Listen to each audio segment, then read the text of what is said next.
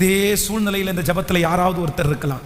நீங்க ஆண்டவரை மலை போல நீங்க நம்பி இருக்கலாம். நீங்க ஆண்டவரை ஆராதிக்கிறதுல ரொம்ப சந்தோஷப்படலாம். இதுக்கு முன்னாடி பெரிய அற்புதத்தை நீங்க பார்க்காட்டாலும் இயேசு உங்களோட டிராவல் பண்ணி வர்றதே உங்களுக்கு ஒரு பெரிய சந்தோஷமா இருக்கலாம். அதை நீங்க மகிழ்ச்சியா ஏத்துக்கலாம். ஆனா இப்ப இருக்கிற சூழ்நிலை ஜெபிக்காதவங்களுக்கெல்லாம் நடக்கும்போது எனக்கு நடக்கலையேன்னு சோர்ந்து போய் வந்திருப்பீர்களே. ஆனால் கர்த்தர் இன்னைக்கு நிறைய பேருடைய முகத்தை திரும்பி கர்த்தர் பார்க்கிறார்.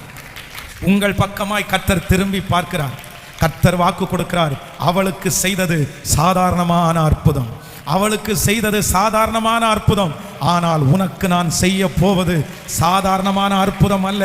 அது யாராலும் செய்ய முடியாது, அது யாராலும் கண்டுகொள்ள முடியாதது, எல்லாரும் போற்றப்படுகிற அளவிற்கு. அதனால தான் கர்த்தர் திரும்பி பார்த்து எவிர்வை பார்த்து சொல்லுகிறார், பயப்படாதே, நீ விசுவாசம் உள்ளவளாய் இரு, விசுவாசம் உள்ளவனாய் இரு. உன் ஜெபங்கள் கேட்கப்பட்டது.